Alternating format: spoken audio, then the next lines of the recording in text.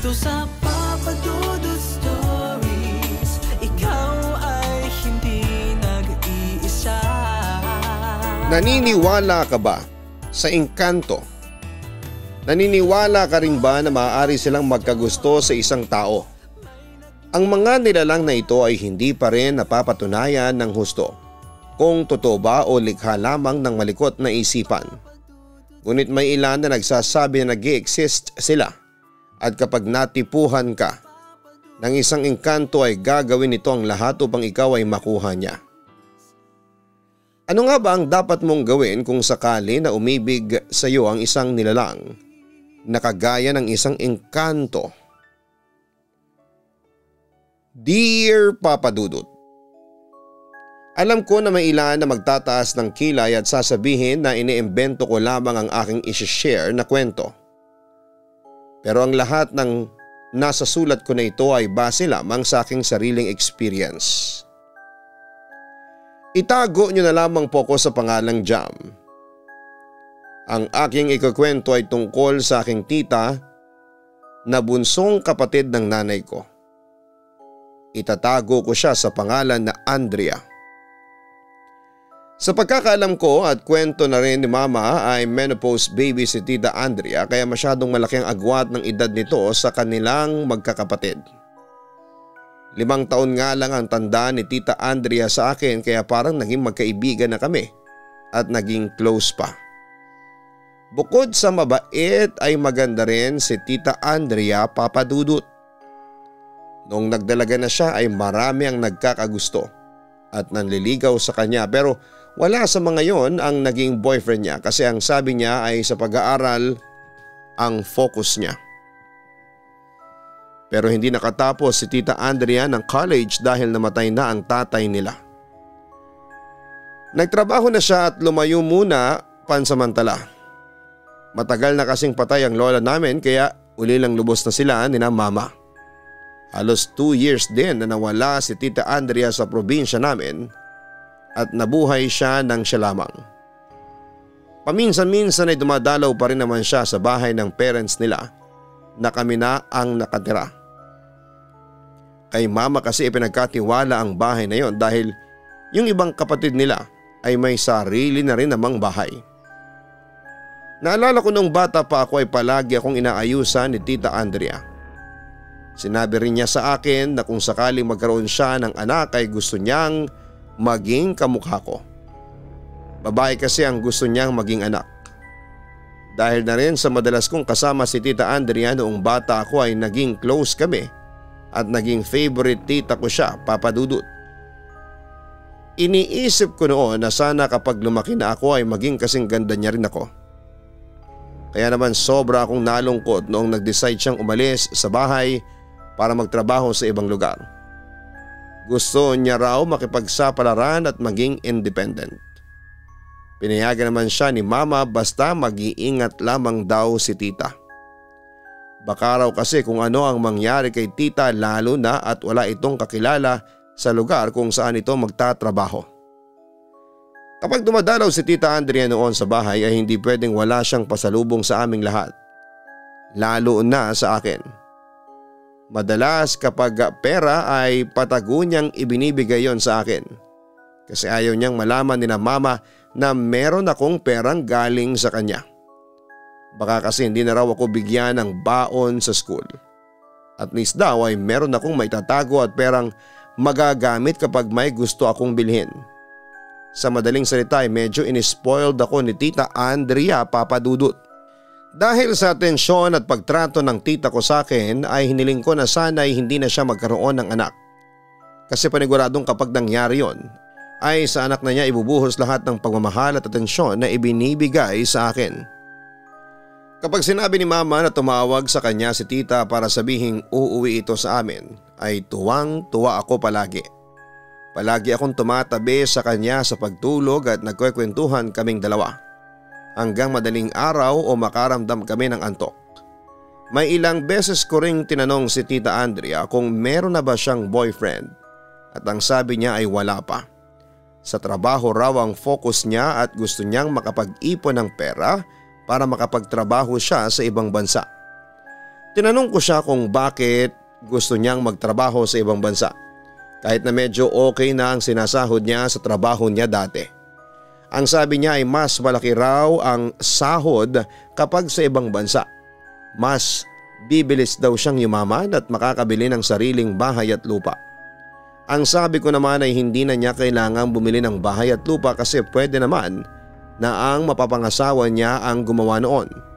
Ang sagot ni tita, kahit daw babae kami ay dapat nag-i-invest pa rin kami ng sarili naming property kapag meron kaming kakayahan. Ganon din daw ang gawin ko. May isang beses na umuwi si Tita Andrea sa bahay na meron siyang kasamang lalaki na ipinakilala niya. Ito sa amin bilang boyfriend niya. Noong ko nakita na sobrang saya niya, Papa Dudut. Sinabi ni Mama kina tita at sa boyfriend niya na huwag munang mag-asawa ang dalawa. Sana raw ay huwag munang magbuntis si Andrea kasi nasa mid-20s pa lamang ito. Alam kasi ni Mama na marami pang pangarap si tita sa buhay. Nangako naman ang boyfriend ni tita na hindi pa yon mangyayari kasi kahit na siya daw mismo ay may mga goals pa na gustong abutin. Ewan ko. Kahit alam kong masaya si tita sa boyfriend niya ay nalungkot pa rin ako. Ang naisip ko kasi ay meron na akong kahati sa atensyon niya. Natakot din ako na baka masaktan lamang si Tita Andrea ng lalaking yun. Ilang beses pang umuwi si tita at ang boyfriend niya sa bahay namin. Naging welcome na rin sa family namin ang boyfriend niya dahil nakilala na rin ito ni na Mama ng maayos. Nakuha na rin nila ng boyfriend ni tita ang tiwala namin dahil napatunayan naman niya na mahal niya talaga si Tita Andrea at malinis ang atensyon nito. Ngunit makalipas ang ilang buwan ay umuwi si Tita Andrea sa bahay na hindi niya kasama ang boyfriend niya. Kaya nagtaka kami. Bakit hindi mo yata kasama ang boyfriend mo? Tanong ni Mama kay Tita Andrea. Wala na kami. Naghiwalay na kami ate. Sagot ni tita at nakangiti pa siya. Nagulat kaming lahat. Hindi rin sinabi ni tita kung ano ang reason ng breakup nila. Dahil sa ipinakita niya sa amin na okay lang siya ay hindi kami gaanong nag-alala para sa kanya. Pero lahat pala yon ay isang malaking kasinungalingan dahil nang sumunod na umuwi si tita sa bahay ay dala na niya ang lahat ng gamit niya. Halata sa mukha niya ang sobrang lungkot na parang hirap na hirap siya, Papa Dudut. Kinausap ni Mama si Tita Andrea at pinakinggan ko ang kanilang pag-uusap. Nalaman ko na nabuntis pala si tita ng ex niya at nang malaman ng lalaki naglaho ito ng parang bula. Sa madaling salita ay tinakbuhan nito ang responsibilidad nito sa tita ko. Ang malalapang nangyari ay nakunan si Tita Andrea. Bigla raw siyang dinugo dahil sa sobrang stress at pag-iisip. Mabuti na lang daw at walang masamang nangyari sa kanya. Nag-decide si Tita Andrea na doon muna siya sa bahay namin habang nagre-recover siya sa mga nangyari sa buhay niya. Nag-resign na rin siya sa trabaho niya para kahit papaano ay makapagpahinga siya. Pumayag naman si Mama at sinabi niya na welcome pa rin naman si tita sa bahay na yon dahil pagmamay-ari pa rin yon ng mga magulang nila. Araw-araw kong nakikita na nakatulala si Tita Andrea, talagang nakikita ko sa kanya na sobrang lungkot niya. Kahit paano naman ay naiintindihan ko na ang pinagdadaanan niya. Kahit naman sigurong sinong tao na iniwan ng taong mahal niya at mawala ng anak ay magiging malungkot kagaya ni Tita Andrea. At dahil ako ang close sa kanya, sa aming magkakapatid ay ako ang sinabihan ni Mama na kumausap palagi kay tita na ginawa ko naman. Tuwing uuwi ako sa bahay from school ay palagi kong kinikwentuhan si tita sa mga nangyari sa maghapon ko. Palagi rin kami magkatabi sa pagtulog sa gabi, Papa Dudut. Mahigpit na ibinili ni Mama sa aming magkakapatid na dapat ay hindi maramdaman ni Tita Andrea na mag-isa siya. Nang makagraduate ako ng high school ay nandoon si tita at ang sabi niya sa akin ay proud siya sa akin kasi may honor ako noon. Sayang daw at wala siyang trabaho kasi gusto sana niya akong i-treat. Ang sabi ko naman ay okay lang dahil mas importante sa akin na maging happy siya. Bago pa ang graduation ay inaaya na ako ng best friend ko na si Carla sa probinsya nila para magstay doon ng 1 week. Sinabi ko na yon kay Mama at dahil sa kilala na nila dati pa si Carla at ang pamilya nito ay pinayagan ako ni mama para raw makapagbakasyon naman ako kahit papaano. Mama, ano kaya kung isama ko si tita para makapagbakasyon din siya? Sabi ko sa nanay ko. Mabuti pa nga at para hindi rin ako nag-aalala sa inyo. Itanong mo kay Tita Andrea kung gusto niyang sumama sa iyo. 1 linggo lang naman kayo doon, di ba? Pagpayag ni mama. Tinanong ko muna kay Carla kung okay lang bang isama ko si Tita Andrea para malibang ito at nakakatuwa na pumayag siya. Malaki naman daw ang bahay nila sa probinsya kaya walang problema. Si tita naman ang kinausap ko at pumayag siya. Aniya ay gusto niya rin daw makapunta sa ibang lugar kahit na sandali lang. Hindi naman problema ang budget namin para sa 1-week vacation na yon kasi si mama ang magbibigay ng pera sa amin. Ilang araw ang lumipas at umalis na kami. Ako, si Carla at Tita Andrea. May kasama pa sana kaming isa naming kaibigan pero hindi na ito natuloy kasi hindi na siya pinayagan. Sakay kami ng bus at halos 7 oras ang naging biyahe namin bago kami nakarating sa bahay ni na Carla. Tama nga ang sinabi ni Carla na malaki ang bahay nila. Mukha na yung luma pero halatang matibay. Malaki din ang bakura nila at merong 2 puno ng mangga sa likuran. Sa harapan naman ay may mga halaman at mga bulaklak na inaalagaan ng lola ni Carla. Naging warm naman ang pag-welcome ng lola at tita ni Carla sa amin. Silang 2 lang ang nakatira sa bahay na yon, Papa Dudut. Magkakasama kaming 3 sa isang kwarto sa 2nd floor ng kanilang bahay. Nang maghapunan na ay sinabi sa amin ang tita ni Carla na dapat ay mamasyal kami. May malapit kasing dagat sa kanila na libre ang pagsuswimming. Pwede raw kaming magbaba doon kahit na maghapon. Sa unang 3 araw namin doon ay wala kaming ginawa kundi ang kumain, magpahinga at maligo sa dagat. Sa probinsya kasi namin ay walang dagat na malapit kaya talagang pinag-asawa namin ang sarili namin sa paliligo sa dagat. Sa 4th day namin ay hindi na muna kami nagpunta sa dagat kasi napansin namin na nangingitim na kaming 3. Tinanong namin ni Carla kung meron pa bang ibang lugar na pwedeng puntahan doon at ang sabi niya ay may isang malawak na gubat na medyo malayo sa bahay nila roon. Sasakay pa raw kami ng tricycle para marating yon. Meron daw maganda pero maliit na falls doon na magugustuhan namin. Na-excite kami ni Tita Andrea na mapuntahan ng falls na sinabi ni Carla kaya pumayag kami na yun naman ang puntahan naming 3. Nang magpaalam kami sa lola ni Carla ay sinabi niya sa amin na mag-ingat kami at kung doon kami magpupunta. Ang akala ko ay baka may ahas at mabangis na hayop pero ang sabi ng lola ni Carla ay may mga engkanto at iba pang mga lamang lupa sa gubat na yon. Kaya palagi raw kaming magtabi-tabi po. Medyo naniniwala naman ako sa mga ganong nilalang kaya medyo natakot ako at nagdalawang isip na kung pupunta pa ba kami roon. Pero ang sabi ni Carla sa daming beses na niyang nagpupunta sa lugar na yon ay wala namang masamang nangyayari sa kanya kaya wala akong dapat na ikatakot. Sa huli nakumbinsi naman ako ni Carla na tumuloy kahit kasi si Tita Andrea ay gusto rin yung mapuntahan. Sumakay kami ng tricycle, siguro'y halos 10 minutes din ang biyahe bago kami bumaba. May isang daanan na papasok ng gubat. Maraming iba't ibang klase ng puno at mataas na halaman. Inabot din siguro ng halos 20 minutes ang paglalakad namin bago kami nakarating sa mismong falls. Hindi naman nakakatakot maglakad doon kasi may mangilan-ngilang bahay sa loob ng gubat. May mga batang naliligo sa falls kaya mas nawala ang takot ko. Wala rin akong naramdaman na kakaiba. Hindi nga lang kami nakaligo kasi wala kaming baon na damit. Punta ulit tayo dito bukas. Magdala na tayo ng damit at pagkain, parang ang sarap mag-picnic dito. Suggestion pa ni Tita Andrea. Sige, magpapaluto ko kay Lola ng baon natin. Turan pa ni Carla. Maganda naman talaga yung falls kahit na hindi yon gaanong kataas, Papa Dudut. Ang lamig pa ng tubig. Tamang-tama yon kasi napakainit ng panahon ng time na yon kasi summer.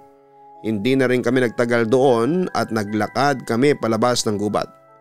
Sa paglalakad namin ay may nakita si Tita Andrea na puno na balimbing. Sinabi niya na paborito niya yon noong bata pa lamang siya.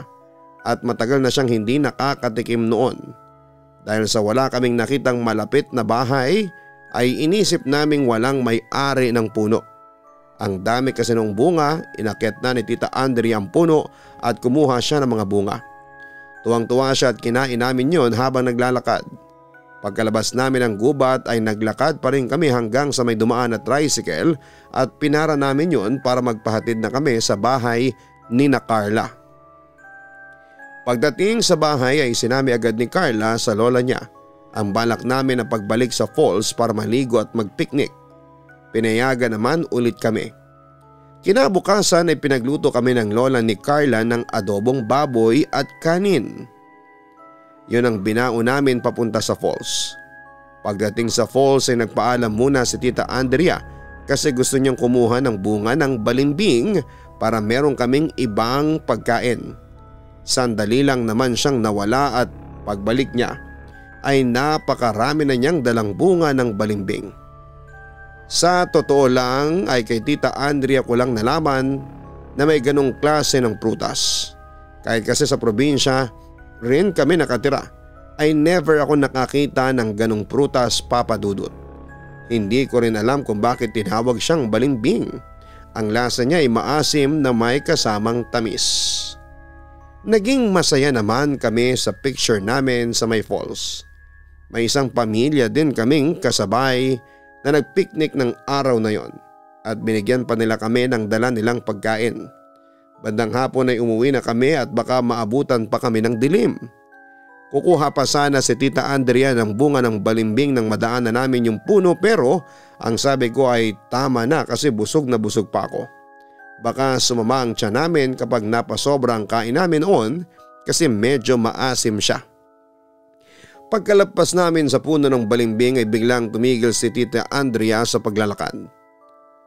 "Narinig niyo ba yun? May sumitsit?" Tanong ni Tita at lumingon pa siya sa pinanggalingan namin. "Wala naman ako narinig, ate," ang sabi ni Carla na sinang-ayunan ko rin kasi wala rin akong narinig. "Meron talaga 3 beses pa nga. Baka may sumusunod sa atin," ang turan pa ni Tita Andrea. "Baka ibon lang po yun. Marami kasing ibon dito na iba't ibang klase," ang sabi ni Andrea. Hindi na lamang pinansin ni Tita ang narinig niya at nagpatuloy na kami sa paglalakad hanggang sa makalabas na kami ng gubat. Sobrang nag-enjoy kami sa araw na yon. Mas nagustuhan namin doon ni Tita Andrea kesa sa dagat. Doon kasi hindi mainit tapos malamig pa ang tubig. Yun nga lang, ilang araw na lamang ay aalis na kami kaya hindi na kami makakabalik doon. Gusto na lang naming ilaan ang natitira naming araw sa pagpapahinga. Kinagabihan nakahiga na kaming 3 at panayang reklamo ni Tita Andrea na sobrang lamig kahit na hindi ganoon ang nararamdaman namin ni Carla. Kami naman ay naiinitan at nag-request pa siya na baka pwedeng patayin na lang yung electric fan kasi hindi na raw niya kaya ang lamig. Ang sabi ko naman kapag pinatay ang electric fan ay kami naman ang maiinitan. Kaya pinag-solo na lang namin si Tita sa kumot kasi mukhang seryoso siya sa sinasabi niyang nilalamig siya, Papa Dudut. Nang umalis na kami sa bahay ng lola ni Carla ay kasama na rin namin si Carla sa pag-alis. Pinagdala kami ng lola at tita ni Carla ng isang sako ng saging at mga gulay para raw merong kaming pasalubong sa pamilya namin. Nagpasundo na lamang kami ni Tita Andrea sa bus station sa tatay namin kasi hindi namin yon kayang buhatin. Nag-tricycle na lamang kami pauwi sa bahay. Tuwang-tuwa si Mama sa mga dala namin galing sa probinsya ni na Carla. Ang akala ko ay malaki ang naitulong ng pagbabakasyon namin ni Tita kahit sandali para sa kanya. Pero wala kaming alam na yun na pala ang simula ng kababalaghan sa buhay ni Tita. Doon na siya nagsimulang magreklamo na nilalamig siya at ang sabi pa niya ay parang palaging may ibang tao sa kwarto na tinutulugan namin. Kaming dalawa lang kasi ang magkasama sa kwarto kaya medyo natatakot ako sa mga sinasabi niya. Kahit wala akong nararamdamang kakaiba sa kwarto namin sa paraan kasi ng pagkakasabi ni Tita ay parang totoo ang sinasabi niya. May isang gabi pa nga na bigla na lamang akong ginising ni tita. "Jam, gising. Bilis, gumising ka," ang sabi ni tita habang niyuyugyog ang braso ko. "Bakit tita? Hindi pa naman umaga. Bakit nanggigising ka?" Reklamo ko kasi naputol ang mahimbing kong pagtulog. "May nakita akong anino kanina. Anino ng lalaki. Bigla siyang nawala pero feeling ko ay nandito pa rin siya. At nagtatago lang," sagot ni tita. "Paano naman magkakaroon ng anino ng lalaki sa kwarto natin, tita? Saka baka yung anino ng puno yun sa labas. Napagkamalan mo lang na tao," ang sabi ko. Iginit ni Tita Andrea na hindi siya pwedeng magkamali sa mga nakita niya. Nalimpungatan daw siya kasi nilalamig na naman siya. Pagmulat niya ay nakita niya raw yung anino sa may gilid ng kama namin na parang nakatingin sa kanya kahit na wala raw itong mata. Matangkad daw yung anino at halatang lalaki. Bigla na lang daw yung nawala nang kumurab siya at kusutin ang mata niya. At baka namamalik mata lang daw siya, Papa Dudut. Sinabi ko na baka nga naman namamalik mata lamang siya. Kasi kahit ako kapag biglang nagising ay kung ano-ano ang nakikita. May mga bagay na napagkakamalang ko na kung ano. Pero ipinilit niya talaga na isang anino ng matangkad na lalaki ang nakita niya. Para kahit papaano ay kumalma na si Tita Andrea ay inaya ko siyang magdasal kami, Papa Dudut. Naniniwala kasi talaga ako sa power ng prayers, Papa Dudut. After naming magdasal ay nakatulog naman na kaming dalawa. Medyo nabahala ako sa mga nangyayari kay tita at sa mga sinasabi niya sa akin. Kaya ipinalam ko yon kay mama.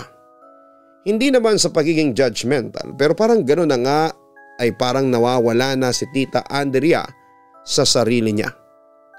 Paano namang may makikitang anino ng lalaki si Andrea? Ano yun, multo? Wala namang multo rito sa bahay natin, ang sabi pa ni mama. Yun na nga rin ang pinagtataka ko sa mga sinasabi sa akin ni tita, mama. Pero hindi po kaya si lolo ang nakikita niya? Tanong ko. Paanong magiging si tata yun? Pandak ang lolo mo. Ang sabi mo matangkad na lalaki ang nakikita ng tita mo. Hayaan mo na lang muna siya at baka epekto lang yan ang pagkawala ng baby niya, ang turan pa ni mama. Sinabi ko sa nanay ko na huwag muna niyang sabihin kay Tita Andrea na sinabi ko yon sa kanya at baka kung ano pa ang isipin ni tita. Baka kasi magalit siya sa akin. Ayoko pa naman na magagalit si tita sa akin, Papa Dudut. Bumalik naman sa normal si Tita Andrea matapos ang ilang araw. Akala ko ay tuloy-tuloy na pero bumalik na naman siya sa pagkukwento sa akin ng bagay na parang ang hirap paniwalaan. Habang gumagawa ako ng assignment ko isang umaga ng Sabado sa kwarto ay pumasok siya. At sinabi niya sa akin na ilang gabi na siyang nananaginip na may isang gwapong lalaki na nagbibigay sa kanya ng bulaklak. Sa klase ng pagkukwento niya ay parang kinikilig pa siya. Baka makikilala mo na ang magiging boyfriend mo, tita, ang sabi ko.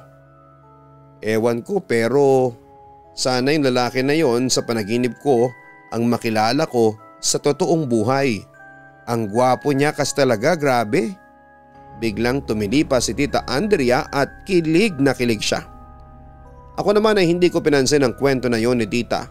Baka kasi nagsishare lamang siya ng panaginip niya sa akin kasi kami naman talaga ang madalas na magkausap. May isang beses pa na naging kakaiba ang kilos ni Tita Andrea. Kaming dalawa lang noon ang nasa bahay dahil sumimba sina mama at papa at ang mga kapatid ko. Hindi na ako nakasama kasi meron akong pinapanood sa TV ng ganong oras. Sabi ko ay sa third mass na lamang kami sisimba ni Tita Andrea. Magkatabi kami noon ni tita sa mahabang upuan na gawa sa kawayan at nakatutok ang aming mata sa TV. Napapatingin ako sa kanya kasi panay ang lingon niya sa may kusina. Akala ko ay may nakikita siyang pusa kasi kung minsan ay may pusang pumapasok sa bahay namin at nagpupunta sa kusina para kainin ang ulam namin na nasa lamesa. Tumayo akong sandali, Papa Dudut, at pumunta ako sa kusina pero wala naman akong nakitang pusa. Bumalik na ulit ako sa tabi ni Tita Andrea pero hindi pa rin siya tumigil sa pagtingin sa kusina kaya hindi na ako nakatiis pa. na magsalita at mag-usisa. Wala namang pusa sa kusina, tita. Ano bang nililingon mo doon? Ang nagtataka kong tanong. Hindi mo ba naririnig? Tanong ni tita sa pabulong na boses. Ang alin? Tanong ko. Kanina pang may sumisid sila tumatawag sa pangalan ko sa may kusina. Kapag tinitignan ko naman ay wala akong nakikita. Tugon pa ni tita. Tita, huwag ka namang nananakot. Sa totoo lang natatakot ako kapag nagsasalita ka ng ganyan. Ang sabi ko. Ang sagot ni Tita Andrea ay hindi niya ako tinatakot at nagsasabi lamang siya ng totoo. Talaga raw na may sumisitsit sa kanya at tinatawag ang pangalan niya sa may kusina. Wala naman daw siyang dahilan para takutin ako. Hindi ko naman alam ng time na yon kung maniniwala na ba ako sa mga sinasabi ni tita. Talagang sa mukha niya ay para bang totoo talaga ang mga sinasabi niya sa akin, Papa Dudut. Nawala na rin ako ng gana na manood dahil sa mga sinasabi ni tita. Kaya iniwanan ko na lamang siya sa sala at nagpunta ako sa kwarto. Nagbasa na lamang ako ng pocketbook para kiligin ako at mawala ang mga iniisip ko doon sa nakakatakot na sinasabi ni Tita Andrea. Buti na lamang at makalipas ang ilang minuto ay dumating na sina mama galing sa simbahan. Hindi ko na rin muna ikinuwento kay mama ang sinasabi sa akin ni Tita Andrea at baka kung ano pa ang isipin ni mama tungkol kay tita. Inilihim ko muna ang bagay na yon, Papa Dudut. Pero simula noon ay naging mapagmatsyag na ako sa tita ko kasi natatakot na ako sa mga nangyayari sa kanya. Lalo na at sa akin siya palagi nagsasabi ng mga ganon. Sa palihim na pagmamatsyag ko kay Tita Andrea ay may ilang beses ko siyang nakita na mag-isa. Pero bumubuka ang bibig niya na parabang meron siyang kinakausap na siya lang ang nakakakita. Hindi ko na nga lang naririnig ang sinasabi niya kasi literal na bumubuka lamang ang bibig niya at wala namang salita na lumalabas doon. Mas lalo tuloy lumakas ang pakiramdam ko na baka nasisiraan na si tita ng bait niya. At ang naisip kong dahilan ay ang pag-iwan sa kanya ng boyfriend niya at ang pagkawala ng anak nila, Papa Dudut. Sa naisip kong yon ay nakaramdam ako ng awa kay Tita Andrea dahil ibig sabihin ay hindi na talaga biro ang pinagdadaanan niya. Kaya mas lalo kong binigyan ng oras ang pakikipag-usap sa kanya lalo na kapag bago kami matulog. Kapag sumusubok siyang i-open ang topic tungkol sa mga kababalaghan ay iniiba ko na kaagad ng topic. Kahit paano ay naging effective naman yon kasi talagang hindi na nagkukwento sa akin si Tita Andrea ng mga kung ano-ano. Hanggang sa dumating ang time na may lalaking nanligaw kay tita na taga roon din sa amin. Si Christian. Binata siya na dating kaklase ni tita noong high school at may maayos siyang trabaho. Halos gabi-gabi ay nasa bahay si Christian para manligaw. Sa ganung paraan ay nasabi ni na mama na maayos na lalaki si Christian dahil meron itong lakas ng loob na ligawan si Tita Andrea sa bahay. Nang lagpas isang buwan nang nanliligaw si Christian kay tita ay nagtanong na ako kay tita kung meron bang pag-asa si Christian sa kanya. At ang sabi niya ay meron naman kaya lang ay meron siyang problema. Anong problema, tita? Curious kong tanong. Yung lalaki nagpapakita palagi sa panaginip ko. Ayaw niyang maging kami ni Christian. Nagagalit siya at may gagawin daw siyang masama kapag sinagot ko si Christian. May takot na sagot ni Tita Andrea. Medyo nagulat ako sa sagot na yun ni Tita, Papa Dudut. Ang akala ko kasi ay tumigil na siya sa mga ganong kwento niya pero hindi pa pala, Papa Dudut. Sinabi ko kay tita na huwag siyang mag-isip ng kung ano sa lalaking yon sa panaginip niya dahil hindi naman yun totoo. Kung gusto niya na maging sila ni Christian at mahal niya ito ay dapat na niya itong sagutin. Makalipas ang ilang araw ay kinausap ako ni Tita Andrea dahil gusto niyang samahan ko siya sa parlor. Gusto niya kasing paputulan ang buhok niya dahil naiinita na siya. Mahaba kasi ang buhok niya, halos umabot na yon sa bewang niya at straight na straight. Tinanong ko pa siya kung sure na siya kasi baka pagsisihan niya. Pero sigurado na raw siya para maiba naman daw ang look niya. Sinamahan ko na si tita sa parlor at nagpagupit na siya roon. Mula sa hanggang bewang na buhok ay naging hanggang balikat na lamang yon. Mas umaliwala sa mukha niya at talagang nagkaroon siya ng bagong look na bumagay naman sa kanya. Approved naman kay Christian ang bagong look ni Tita Andrea dahil kahit siya ay nasabi na bagay yon kay tita. Pero may hindi pala magandang kapalit ang pagpapaputol ng buhok ni Tita Andrea. Dahil makalipas lang ang 2 araw simula na magpagupit siya ng buhok ay inatake siya ng sobrang pananakit ng ulo. Hindi na siya normal na pananakit ng ulo dahil talagang napapasigaw na siya at kulang na lamang ay iuntog sa pader ang ulo niya sa sobrang sakit. Awang-awa ako noon kay tita pero wala naman akong magawa para tulungan siya o kahit mabawasan man lang ang sakit na nararamdaman niya ng time na yon. Sandali lang. Magbabra lang ako at dadalhin ka namin sa ospital. Ang natatarantang sabi ni Mama kay Tita Andrea habang namimilipit ito sa sakit ng ulo. Ayoko. Hindi ako mapapagaling ng mga doktor, ate. Yung lalaki sa panaginip ko, siya ang may gawa nito sa akin. Nagalit siya kasi nagpaputol ako ng buhok. Pinaparusahan niya ako, sagot ni tita. Lahat kami ay nagkatinginan sa naging sagot ni Tita Andrea, Papa Dudut. Doon ko na sinabi sa kanila ang tungkol sa mga ikinuwento ni tita sa akin tungkol doon sa panaginip niya. Hindi sila makapaniwala sa mga sinasabi ko. Hindi na lamang nila pinilit na dalhin sa ospital dahil ayaw talaga nito.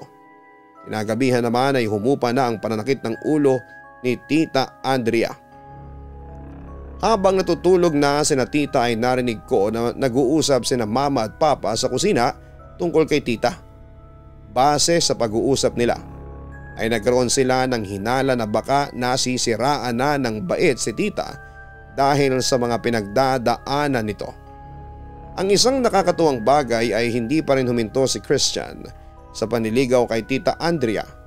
Alam ko na gusto na rin ni tita si Christian kaya hindi nagtagal ay sinagot na siya ni tita kaya naging sila na. Yun nga lang ay mas lalong lumala ang problema ni Tita Andrea simula nang maging sila ni Christian. Kung hindi sumasakit ang ulo niya ay likod naman niya ang sumasakit. Nagsimula na rin siyang tubuan ng maraming pimple sa mukha na sobrang kate. Hindi niya tuloy maiwasang kutkutin yon kaya kapag napipisa ay nagsusugat ng maliit at kapag natutuyo ay nagiging peklat. Kaya madalas siyang pagalitan ni mama kapag kinukutkot ni tita ang mga pimples niya kasi mas lalong dumadami ang peklat. Ang sabi naman ni tita ay hindi niya lang talaga maiwasang gawin yon dahil sobrang kate.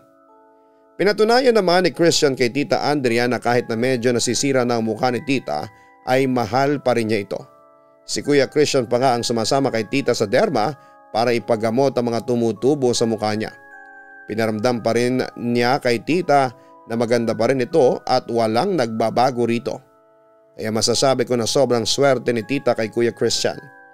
Ibig sabihin lang kahit ano pang maging itsura niya ay mahal pa rin niya ito. Totoo ang love ni Kuya para sa tita ko, Papa Dudut. Isang gabi habang nasa bahay si Kuya Christian at nag-uusap sila ni Tita Andrea, sa may labas ng bahay ay bigla kaming kinabahan kasi sumigaw ng malakas si tita at nang puntahan namin sila ay sumasakit na naman pala ang ulo niya. Ano pong nangyayari kay Andrea?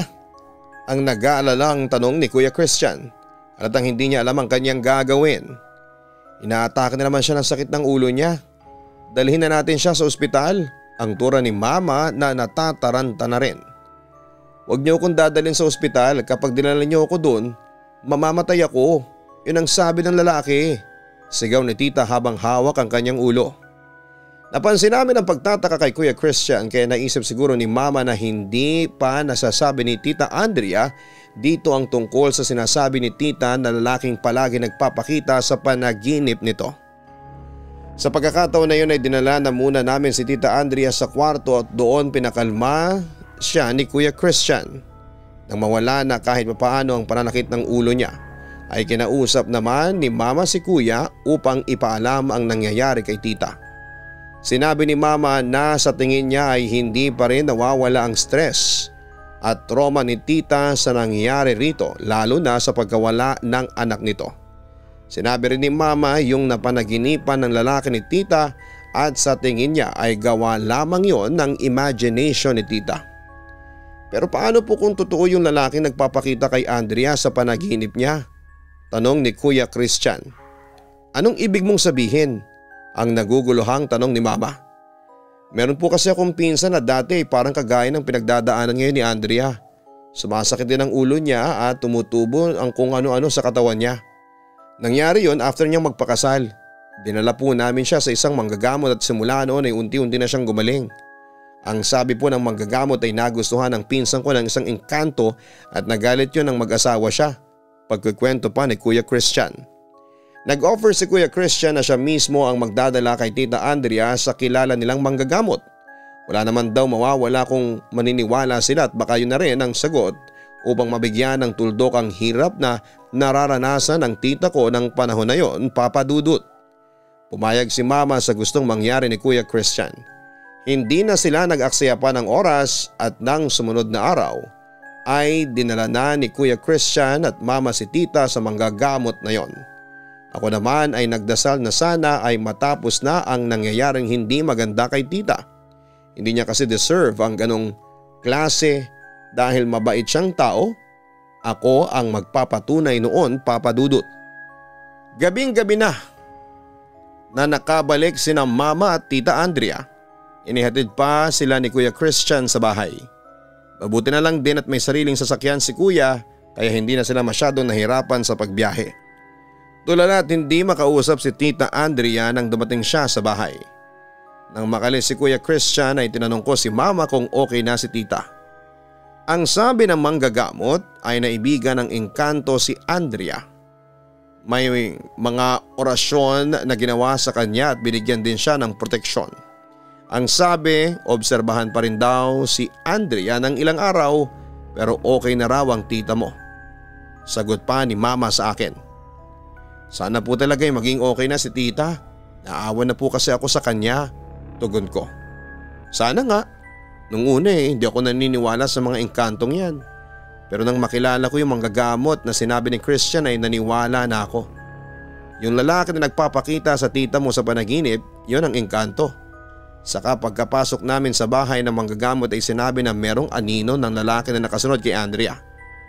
Hindi ba nabanggit mo sa akin na may anino ng lalaki na nagpapakita sa tita mo sa kwarto ninyo? Turan pa ni Mama. Hindi na rin kami nagtagal sa pag-uusap ni Mama kasi ang sabi niya ay kailangan niyang magpahinga kasi pagod na pagod siya. Bantayan ko raw si tita kasi ako ang kasama nito sa pagtulog. Nang pumasok ako sa kwarto ay tulog na si tita. Hindi ko maiwasang matakot kasi ng time na yon ay sigurado na kami na isang engkanto nga ang gumagambala kay Tita Andrea. Ang naisip ko, Papa Dudut, ay baka nakita siya ng engkanto na yon noong nagpunta kami sa falls sa probinsya ni na Carla. Naalala ko kasi yung sinabi ng lola ni Carla na merong mga nakatirang engkanto sa gubat na pinuntahan namin, Papa Dudut. Ilang araw din naming binantayan ng maigi si Tita Andrea at araw-araw ay nagpupunta si Kuya Christian sa bahay para tignan ang kalagayan ni Tita. Palagi rin siyang may dalang prutas para makabawi kaagad si Tita ng lakas niya kasi talagang hinang-hina siya after niyang manggaling doon sa manggagamot. Sa loob ng isang taon ay nakarecover na si Tita Andrea at di na siya tinubuan ng maraming pimples at naglighten na rin ang peklat niya sa mukha niya. Naging normal na ang buhay niya at hindi na niya napapanaginipan o nakikita yung lalaki na isang engkanto. Nagsimula na rin siyang magtrabaho muli. Ngayon naman ay kasal na sila ni Kuya Christian at wala kaming tutol sa pagpapakasal nila kasi napatunayan ni Kuya na totoo ang love niya para kay Tita Andrea. Hindi niya kasi iniwanan si Tita kahit nung panahon na nawala na ang ganda niya dahil sa napakaraming tumubo na kung ano-ano sa mukha niya. May isa na silang anak ngayon at para makabawi ako sa kabutihan ni Tita sa akin dati ay ako naman ang nag-i-spoil sa anak niya na pinsan ko. Dito ko natatapusin ang aking sulat, Papa Dudut. Ngayon pa lamang ay nagpapasalamat na ako kung isa ito sa mapipili mong basahin sa iyong channel. Nakasubscribe na rin po ako sa Kaistorya YouTube channel na inyo pong pinopromote. Ganon din ang Papa Dudut Family YouTube channel. God bless po sa inyong lahat at sa family mo. Sincerely yours, Jam. Hindi naman natin sigurado kung totoo nga ba o hindi ang mga nilalang kagaya ng engkanto at labang lupa.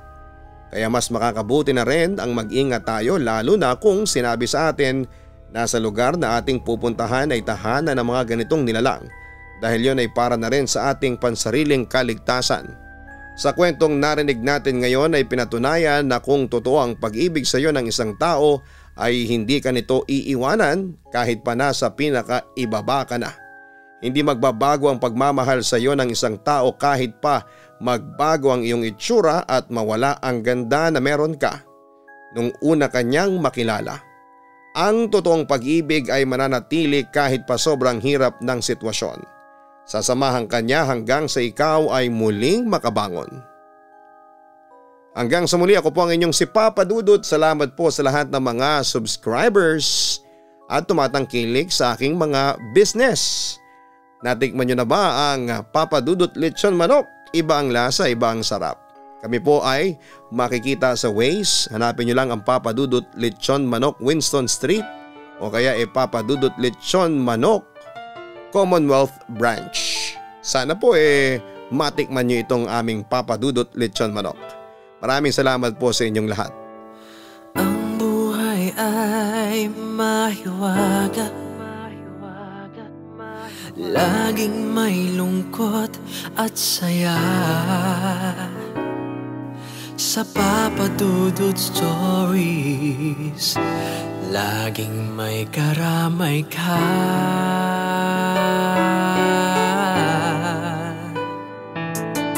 Mga problemang kay bigat, dito ay pakikinggan ka. Sa Papa Dudut Stories, kami ay iyong kasama. Dito sa Papa Dudut Stories, ikaw ay hindi nag-iisa.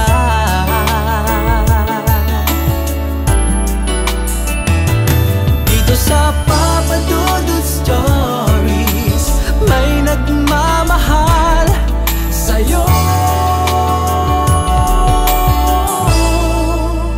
Papa Dudut Stories,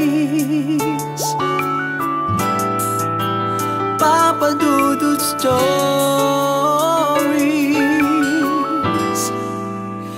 Papa Dudut Stories.